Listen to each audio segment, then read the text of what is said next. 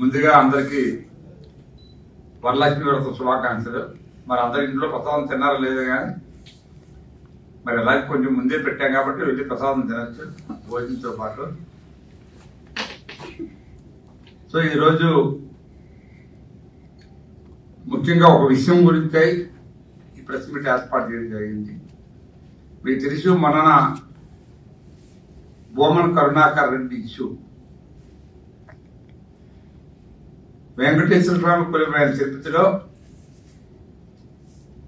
ఒక దళిత యువకుడిని మీకు చూసే ఉంటారు. ఎంత ఘోరంగా కొట్టారంటే ఆ వీడియోలో చూస్తే అన్నా అన్నా అన్నా అని కాలు పట్టుకున్నా కూడా క్షమించకుండా విపరీతమైన ద్వారంలో అసలు మమ్మల్ని ఎవడు ఏం పీకుతారులే అనే పద్ధతిలో కొట్టడం మీరు చూసారు లేదే కానీ మీరు చూసారు. రాత్రి చూస్తే చాలా ఘోరం కొట్టేశారు.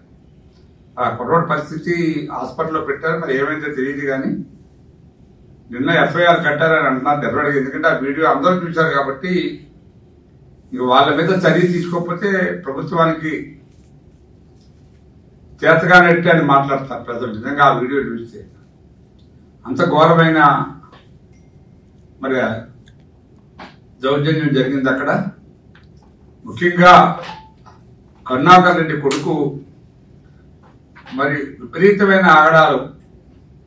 ఎప్పటికీ కూడా ప్రభుత్వం మారినా అతని ఆగడాలు మారలేదు. ఈ వైసీపీ ప్రభుత్వం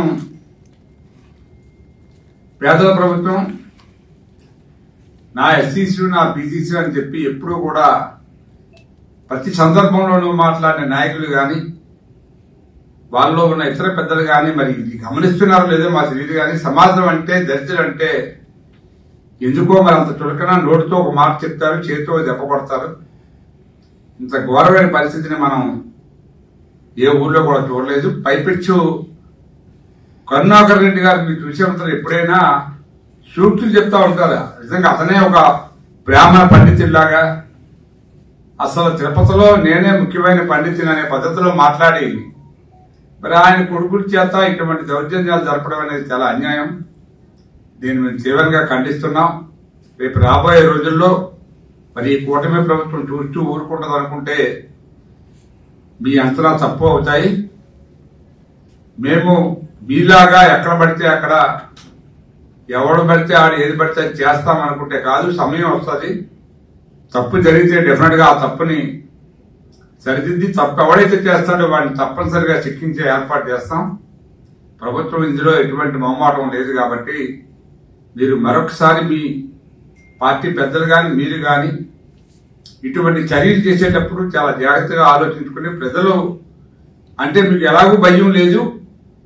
కనీసం రేపు ఈ మీడియా ఉంది, ఇతర సంస్థలు ఉన్నాయి, కోర్టులు ఉన్నాయి, పోలీస్ స్టేషన్లు ఉన్నాయి, వాటికైనా భయపడకపోతే మరి ఈ సమాజాన్ని మీరు ఎక్కడ తీసుకెళ్తారో రేపు మళ్ళీ అధికారంలోకి వస్తే ప్రజలు మిమ్మల్ని ఏం చేస్తారో మీరు ఆలోచించుకోండి అని చెప్పి మీ ద్వారా తెలియజేస్తా ఉన్నాను.